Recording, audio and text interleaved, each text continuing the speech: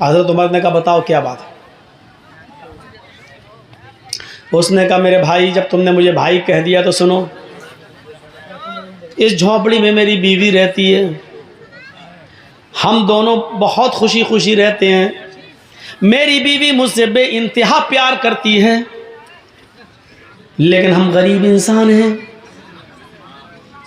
इसी गांव से थोड़ी दूरी पर एक दूसरा गांव है, उस गांव से एक आदमी आता है, ताकतवर है, हैंडसम है, खूबसूरत है, ताकतवर है, और वो जैसे ही आता है वो सीधे मेरी झोंपड़ी में घुसता है, मुझे कान पकड़ के बाहर निकाल देता है। मेरी बीवी बड़ी खूबसूरत है, उसके बाद वो मुझे बाहर बिठा देता है और मेरी बीवी के साथ ज़बरदस्ती ज़िना करता है। मेरी बीवी के न चाहने के बावजूद भी वो उसको मजबूर कर देता है और वो उसके साथ ज़िना करता है। हज़रत उमर फारूक ने पूछा, अच्छा इतनी बड़ी बात? अच्छा ये बताओ क्या वो अभी है? कहा नहीं। तो आया और चला गया। मैं कुछ भी नहीं कर पाता हूँ, अपनी बीवी की कोई मदद नहीं कर पाता। अच्छा तो ये बताओ अब वो कब आएगा? हज़रत उमर ने जब ये पूछा कि वो कब आएगा तो उसने जवाब दिया, एक दिन छोड़कर आता है, यानी आज वो गलत काम करके गया है, अब वो कल नहीं आएगा, परसों आएगा। हज़रत उमर फारूक ने कहा ठीक है, परसों मैं आऊँगा और तुम्हारी मदद करूँगा। उसने कहा तू खुद परेशान है, अपनी मदद तो कर नहीं पा रहा, मेरी मदद क्या करेगा? अरे जा यार, तू तो कह रहा था मैं परेशान हूँ। कहा मैं परेशान हूँ, मैं भी परेशान हूँ, परेशान ना होता तो मैं रात में क्यों निकलता, लेकिन मेरी परेशानी इतनी बड़ी है कि आए मेरे भाई, हज़रत उमर कहते हैं आए मेरे भाई, जब तू खुद परेशान है तो मेरी परेशानी को तू कैसे दूर करेगा, लेकिन मैं तेरी परसों मदद करूँगा। उसने कहा अच्छा जाओ ठीक है कर लेना। वो सोचने लगा ऐसी तसल्ली देने वाले सभी आते हैं, ये भी तसल्ली दे रहा है। हज़रत उमर ने जाते जाते उससे कह दिया, हाँ सुनो परसों में आऊँगा, अपनी बीवी से कह देना खाना बनाकर तैयार रखे। कहने लगा अरे जा यार, खाने से इसका क्या ताल्लुक़ है, तू मदद करने आएगा कि खाना खाने आएगा? हज़रत उमर ने कहा देखो मैं जो कह रहा हूँ वो करना, खाना बना कर तैयार रखें, और दूसरी बात जब वो आदमी तेरे घर में घुसे तो अपनी बीवी से ये कह देना कि आज सब कुछ रजामंदी जाहिर कर दे, यानी उसके सामने आज वो जिद न करे, बल्कि ये कहे कि ठीक है तुम तो हमसे रोज़ मिलने आते ही हो, अब हमारे और तुम्हारे दरमियान तो कोई चीज़ रह नहीं गई है, अब तुम्हें जब आना ही है तो हम दिल खोल कर तुमसे मिलना चाहते हैं, लेकिन अंधेरे में मिलेंगे, उजाले में नहीं, इसलिए चिराग बुझा दो। अच्छा नहीं लगता तुम्हारी बीवी ये बोले उससे कि मुझे अच्छा नहीं लगता जब तुम मुझसे हम बिस्तरी करते हो, जिना करते हो, तो मुझे अपने पति के अलावा दूसरे का चेहरा दिखता है तो फिर मैं सपोर्ट नहीं कर पाती हूँ, अंधेरा रहेगा तो मैं तुम्हें सपोर्ट करूँगी। और ये कहकर वो चिराग बुझा दे, बकिया काम मैं संभाल लूँगा। अब वो सोचने लगा क्या ये संभालेगा अंधेरे में, है? वो दुनिया भर की बातें सोचने लगा, लेकिन उसने सोचा चलो। हज़रत उमर फारूक वक्त से पहले आ गए, दूसरे एक दिन छोड़कर दूसरे दिन देखा झोंपड़ी के बाहर वो आदमी टहल रहा है। हज़रत उमर फारूक ने कहा ठीक है मैं आ गया हूँ तुम्हारी मदद है। उसको पता ही नहीं कि क्या करेंगे, झोंपड़ी के पीछे छिप जाते हैं और उस आदमी से कहते हैं कि तुम अपनी बीवी के पास जाओ, वो आएगा तो तुम्हें खुद ही कान पकड़ के बाहर निकालेगा। वो आदमी अपनी बीवी के पास चला जाता है, रात थोड़ी और अंधेरी होती है, हज़रत उमर थोड़ी दूर से ये मंजर देख रहे हैं। थोड़ी देर के बाद वो एक आदमी को आते हुए देखते हैं, लेकिन शक्ल नहीं समझ में आती है कि कौन है, अंधेरे की वजह से। वो आदमी आता है सीधे झोंपड़ी में घुस जाता है और उस आदमी को यानी उसके शौहर को झोंपड़ी से निकाल के बाहर कर देता है। चलो, और वहीं चला गया। सारे काम समझा चुके थे। बीवी बोली ठीक है भाई, अब तुम तो आते ही हो हमारे पास, अब ज़िद करने से क्या फ़ायदा, हमें भी कोई फ़ायदा मिलेगा नहीं, हम भी ज़िंदगी के मज़े लेना चाहते हैं। एक काम करो, जब तुम हमारे साथ मिलते हो रोशनी में, तुम्हारा चेहरा जब आता है तो पति की जगह जब मैं तुम्हें देखती हूँ तो मैं डर जाती हूँ। एक काम करो, चिराग बुझा दो और उसके बाद हमसे मिलो, फिर देखो हम तुम्हें कितना खुश करते हैं। उसने कहा चलो, अब अपने आप ही तैयार हो गई है। चिराग बुझा दिया। जैसे ही चिराग बुझता है, हज़रत उमर फारूक ज़्यादा लेट नहीं होते हैं, क्योंकि अगर लेट होंगे तो कहीं ज़िनाकारी ना हो जाए, उसको भी बचाना है, इसकी बीवी को उस ज़िना से बचाना है। जैसे ही चिराग बुझता है, हज़रत उमर झोंपड़ी के अंदर घुस जाते हैं। अब डर था, झोंपड़ी के अंदर घुसने के बाद ये डर था कि मैं अपनी तलवार चलाऊं तो अंधेरे की वजह से कहीं तलवार खता न कर जाए, जिनाकार के बजाय कहीं उस आदमी की बीवी की गर्दन पर तलवार न चल जाए। इसलिए उस आवाज़ की तरफ जाना था जो मर्द की आवाज़ हो। हज़रत उमर ने कहा कौन? वो समझा कि इसका शौहर आ गया, वो समझा कि इसका शौहर आ गया। हे अभी तो चिराग बुझा, अभी तो कुछ हुआ ही नहीं, तू अंदर घुस गया। हजरत उमर ने फौरन उस आवाज की तरफ लपके, समझ गए कि आवाज कहां से आ रही है। फौरन लपके और उसके बड़े बड़े बाल जो थे, जैसे ही उसके सर को पकड़ा तो उसके बड़े बड़े बाल हजरत उमर फारूक के हाथ में आ गए। अब बड़े बाल से फिर शक में पड़ गए, कहीं ये उस औरत के बाल तो नहीं है, क्योंकि आदमी के भी बाल बड़े थे। तो अब ये डर पैदा हुआ कि कहीं ये बाल मरोड़ा उसको, अब उसके मुंह से फिर निकलवाना चाह रहे हैं कुछ बात। उसने कहा अबे क्या कर रहा, अबे क्या कर। समझ गए कि ये मर्द ही है, आदमी ही है। हजरत उमर फारूक ने फौरन तलवार उसकी गर्दन के ऊपर चला दी और उसको कत्ल कर दिया। गर्दन एक तरफ पड़ी हुई है और धड़ एक तरफ पड़ा हुआ है। और जल्दी कहा मेरी बहन जल्दी से चिराग जलाओ। चिराग जलाया, चिराग जैसे ही जला रोशनी हुई, गर्दन एक तरफ देखी, धड़ एक तरफ देखा, नजरें आसमान पे डालते हजरत उमर और कहते हैं अल्हम्दुलिल्लाहि रब्बिल आलमीन। मेरी बहन खाना बना कर रखा था कि नहीं? उसने कहा जी भाई खाना है। फरमाया जल्दी लाओ। खाना दस्तरखान पर लग जाता है, उस आदमी की खोपड़ी पड़ी हुई है, खून पड़ा हुआ है, और वहीं पर बैठकर हजरत उमर पेट भर के खाना खाते हैं, पेट भर के खाना खाते हैं। वो आदमी बार बार देख रहा है, लाश के पास बैठ के खाना खा रहा है। और जब खाना खा चुके तो चलने लगे। उस आदमी ने पीछे से पकड़ा, भैया कहाँ जा रहे हो? कहा जा रहा हूँ अपने घर। ये लाश का लाश क्या, उसका तो काम हो गया। कहा अगर इस मुल्क के अमीरुल मोमिनीन को उमर फारूक को अगर पता चला और सुबह चर्चा हुआ कि इस घर में लाश निकली, तो कहीं ऐसा न हो कि इसके कत्ल के इल्ज़ाम में मेरी गर्दन उड़वा दें। तुम उमर का इंसाफ नहीं जानते हो। हजरत उमर मुस्कुराते हैं और कहते हैं तुम्हें डरने की ज़रूरत नहीं है। कल सुबह मेरे ही दरबार खिलाफत से कुछ लोग आएंगे, अभी आएंगे थोड़ी देर के बाद, और इसकी डेड बॉडी को उठाकर ले जाएंगे। उसको सीने हीने के बाद जाकर कब्र में दफन कर देंगे। तुम्हें कुछ करने की ज़रूरत नहीं है। हैं भैया तुम हो कौन? कहा मैं ही अमीरुल मोमिनीन हूँ, मैं उमर हूँ। और मैं उस दिन तुम्हारी दास्तान सुनने के बाद बहुत परेशान हुआ। बस ठीक है मैं जा रहा हूँ। उसने कहा अमीरुल मोमिनीन 2-3 सवालों के क्या आप मुझे जवाब देना पसंद करेंगे? फरमाया बताओ क्या है, बताओ क्या है। उसने कहा अमीरुल मोमिनीन इतना बताइए कि आपने खाना बनाने के लिए क्यों कहा था परसों कि खाना बनाकर तैयार रखना, इस कत्ल से खाने का क्या ताल्लुक था? अमीरुल मोमिनीन चिराग बुझाने के लिए आपने क्यों कहा था? क्योंकि अंधेरे में तो डरता कि कहीं तलवार मेरी बीवी की गर्दन पे न चल जाए। रोशनी में तो आप कत्ल और अच्छा कर सकते थे, लेकिन आपने रोशनी के बजाय अंधेरे में कत्ल करना गवारा किया है। आपने अंधेरा क्यों पसंद किया है, जबकि रोशनी में आप किसी को अच्छी तरीके से मार सकते थे, लेकिन रोशनी के बजाय आपने अंधेरे में कत्ल किया। और जब आपने लाश देखी तो किसी के मरने के बाद इन्ना लिल्लाह पढ़ा जाता है, लेकिन मैंने आपकी जबान से सुना है कि आपने इन्ना लिल्लाह के बजाय जब लाश देखी तो अल्हम्दुलिल्लाहि रब्बिल आलमीन पढ़ा है। ये उल्टी उल्टी दुआएं आपने कब से सीखी हो पढ़ी? उसने आहा हजरत उमर का जवाब सुनो, क्या जवाब था। हजरत उमर फरमाते हैं, आए मेरे भाई, जब तूने मुझे अपनी दास्तान सुनाई और तूने कहा कि मैं भूखा हूं, खाना नहीं खाता, इसलिए कि मैं अपनी बीवी की मदद नहीं कर सकता, जब तक मैं अपनी बीवी को जुल्म से बचा न लूं मैं खाना नहीं खाऊंगा।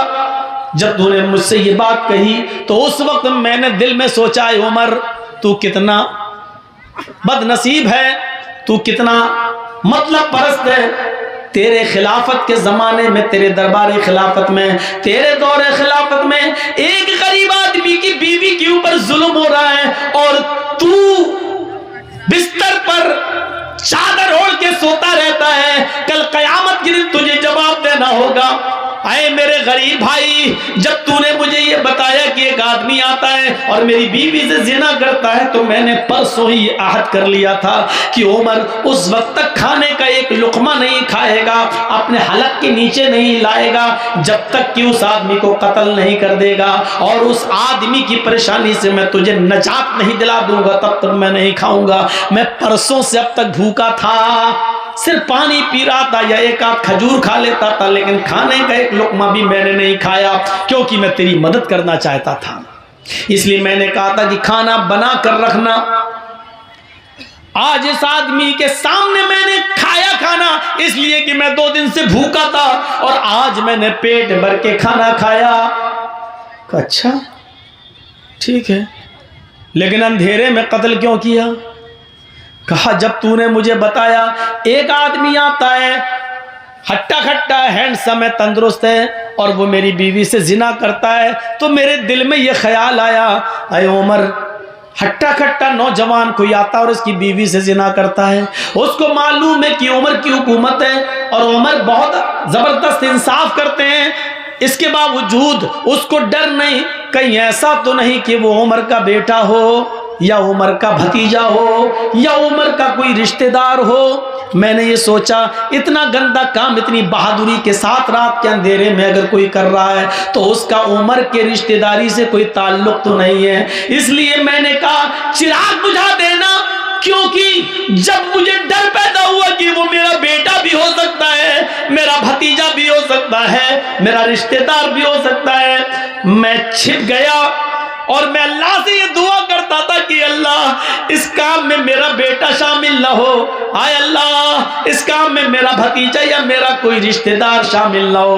क्योंकि आज जो भी होगा उसकी गर्दन उड़ाई जाएगी, आज जो भी होगा उसकी गर्दन कटेगी। आए अल्लाह मुझे शर्म से बचा ले, मेरे और मेरे खानदान का नाम गिरना नहीं चाहिए। मैं परसों से ही दुआ कर रहा था, जब वो आदमी झोंपड़ी के अंदर घुसा उस वक्त तक मुझे लगा कि ये मेरा ही कोई रिश्तेदार है। उसकी चाल, उसकी कद्दो कामत मुझे बतला रही थी, उसका निडर तरीके से बेबाकी के साथ आना और झोंपड़ी में बेखौफ घुस जाना, ये मुझे बतला रहा था कि वो मेरा कोई रिश्तेदार ही है। जब वो अंदर घुसा और तुम्हारी बीवी ने उसको अपनी बातों में लपेटा और चिराग बुझ गया, तो मैं अंदर गया और चिराग बुझाने के लिए मैंने ही परसों कहा था तुमसे, लेकिन चिराग जब बुझ गया मैं अंदर गया, मैंने चिराग बुझाने के लिए इसलिए कहा था कि अगर चिराग चल रहा होता और मैं झोंपड़ी के अंदर घुस जाता और मेरी नजर पड़ती उस मुजरिम के ऊपर और पता चलता कि ये तो मेरा बेटा है,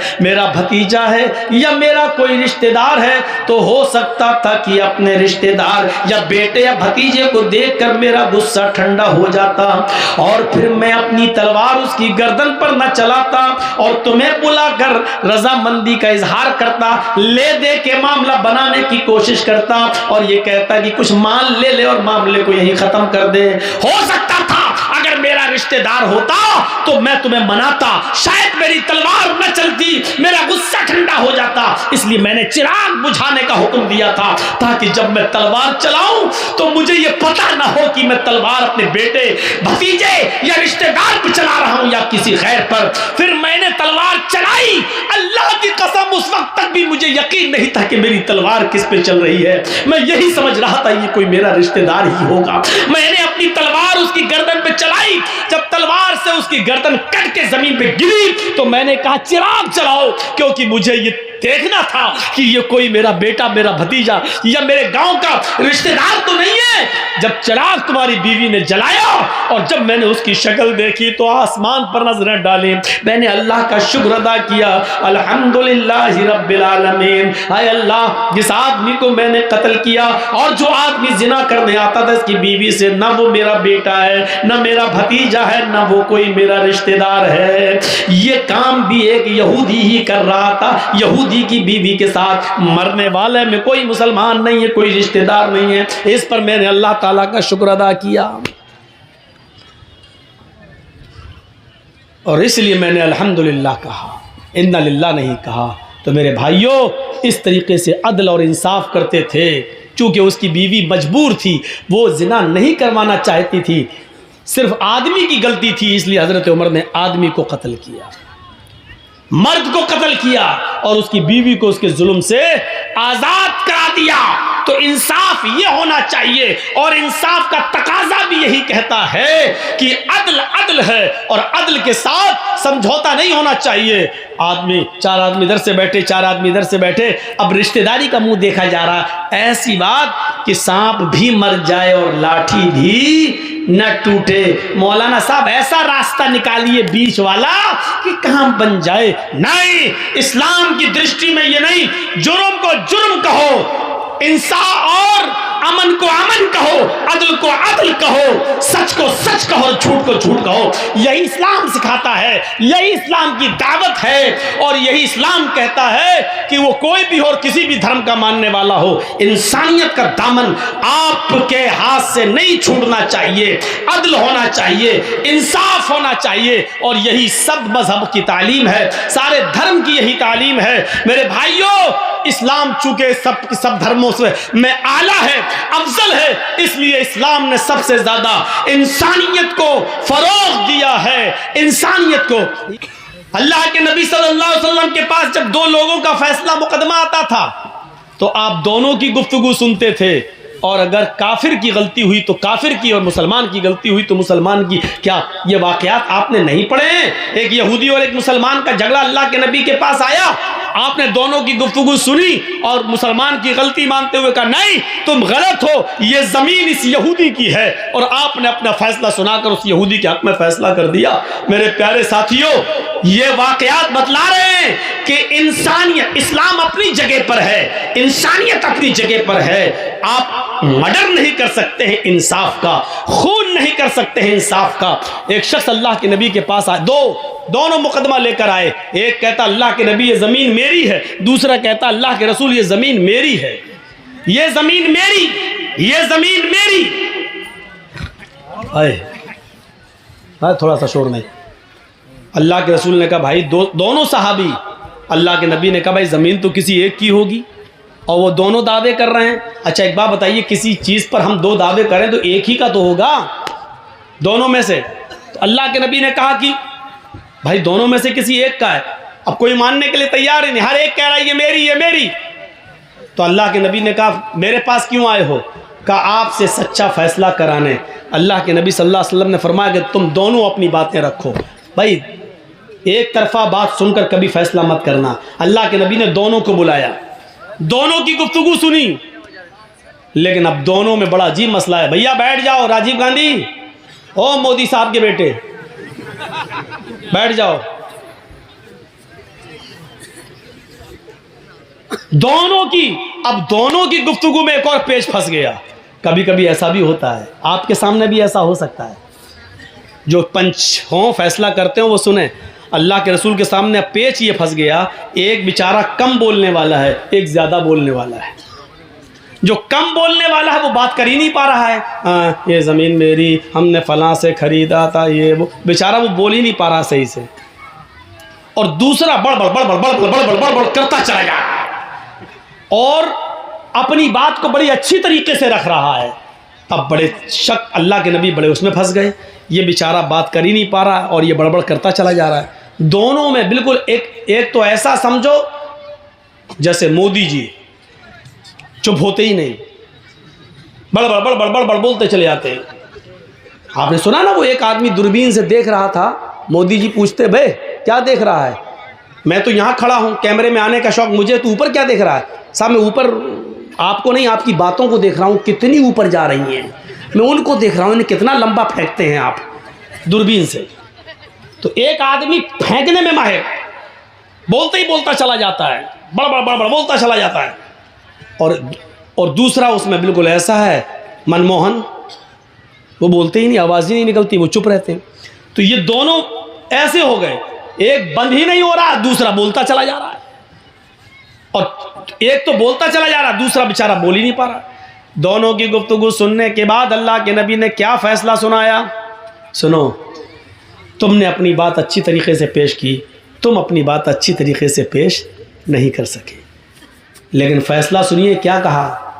हो सकता है कि सच्चे तुम हो, यानी कम बोलने वाले से कहा, हो सकता है कि सच्चे तुम हो, लेकिन अपनी बात अच्छी तरीके से मुझे समझा नहीं पा रहे हो, अपनी दलील अपनी तरीके से मेरे सामने पेश नहीं कर सके हो, और हो सकता है ये ज़्यादा बोलने वाला ये झूठा हो, लेकिन अपने झूठ को अपनी चर्ब ज़बानी की वजह से उसने अच्छी तरीके से हमें पेश कर दिया हो, इसलिए मेरा फ़ैसला जो होगा मानोगे? दोनों ने कहा अल्लाह के रसूल हम आपका फ़ैसला मानेंगे। आपने कहा ये ज़मीन मैं इसको दे रहा हूँ जो ज़्यादा बोल रहा है, इसने अपनी बात हमें समझा दी है, इसकी बात हमारे समझ में आ रही है, लेकिन हो सकता है कि मुझसे गलती हो रही हो सकता है ये गलत हो, क्योंकि मुझे मालूम नहीं, हम तो इसकी बातें सुनकर और इसकी मजबूत दलील देखकर इसके हक़ में फ़ैसला कर रहे हैं। जाओ ये ज़मीन तुम्हारी। वो उड़ के जाने लगा। दूसरे ने कहा अल्लाह के रसूल ठीक है, आपने उसको दे दिया, हमने मान लिया आपका फैसला सराहों पर।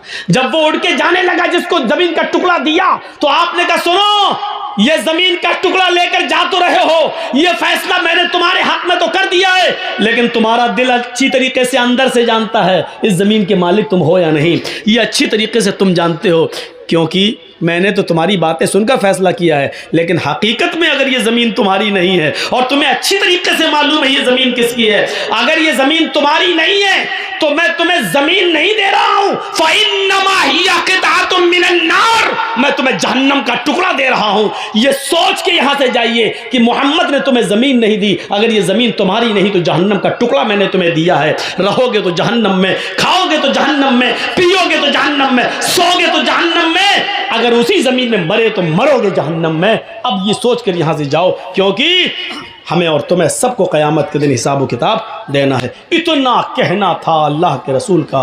उधर से वो चीखने लगा, अरे अल्लाह के रसूल, ये ज़मीन मेरी नहीं है, इसकी है, ये ज़मीन मेरी नहीं है, इसी भाई की, इसको दे दो। अब इसने जब ये सुना कि जहन्नम का टुकड़ा, तो ये भी चीख पड़ा, अरे अल्लाह के रसूल, ये झूठ बोल रहा है, ये मेरी नहीं, इसकी, इसी को दे दो। अभी दोनों कह रहे थे मेरी है, लेकिन दोनों ने सोचा कि अब क्या कर, पता नहीं, हो सकता मेरी ना। दूसरा भी सोचने लगा, ऐसा ना हो कि मुझे तो मेरे बाप दादा से मिली चली आ रही है, हो सकता मेरे दादा ने किसी की ज़मीन पर कब्जा किया हो। तो दूसरा भी डर गया, दूसरा भी डर गया, कहने लगा अल्लाह के रसूल ये झूठ बोल रहा है, नहीं नहीं मेरी नहीं, इसी की, इसी को दे दो। अल्लाह के नबी ने कहा, अभी तो दोनों कह रहे थे मेरी मेरी मेरी, अब क्या हुआ? दोनों कहते मेरी नहीं मेरी नहीं मेरी नहीं, भाग गए, जाने लगे। आपने कहा सुनो मैं क्या करूं? कहा हम नहीं ले रहे। दोनों ने मिलकर वो ज़मीन अल्लाह के रसूल सल्लल्लाहु अलैहि वसल्लम को दे दी कि अल्लाह के रसूल ठीक है, हम दोनों मिलकर आपको दे रहे हैं, आप इस्लाम के काम में ले आइए। आज तक पता नहीं चल सका कि उस ज़मीन का असली मालिक कौन था, लेकिन दोनों ने वो ज़मीन मोहम्मद रसूलुल्लाह को, एक एक इंच ज़मीन पर अपने भाइयों से लड़ने वालों, झगड़ने वालों, जिंदगी भर के लिए रिश्ते और नाते तोड़ने वालों, सोचो। और दूसरों की ज़मीन पर कब्जा अगर तुमने किया है, चाहे एक बालिश ही किया हो, आपका दिल जानता है कि आपने जायज़ तरीके से ली कि नाजायज़ तरीके से। अगर वो नाजायज़ तरीके से ली है तो आप जहन्नम में रह रहे हो, इतना याद रखना। वो जहन्नम का टुकड़ा है, जन्नत नहीं है, वो जहन्नम का टुकड़ा है जो 7 ज़मीनों का तौक बनाकर तुम्हारे गले में क़यामत के दिन डाला जाएगा। और इस हदीस से ये भी पता चला कि पंचायत में फैसला कैसा होता था। दलीलें दोनों तरफ से सुनी जाती थी, और दोनों तरफ से सुनने के बाद फैसला दलीलों की बुनियाद पर किया जाता था। क्या पंचायतों में आज ऐसा फैसला हो रहा है? दोनों तरफ से बात सुनकर क्या अदलो इंसाफ की रोशनी में, दलीलों की रोशनी में क्या फैसला होता है? सपोज दैट, फर्ज कर लीजिए, आपके इस गांव का क्या नाम है? गोदा सिमन। चलिए फर्ज कर लीजिए गोदा सिमन की किसी लड़की को कोई लड़का लेकर भाग गया। एक मिसाल दे रहा हूं मैं। फर्ज कर लीजिए एक लड़का लड़की को लेके भाग गया।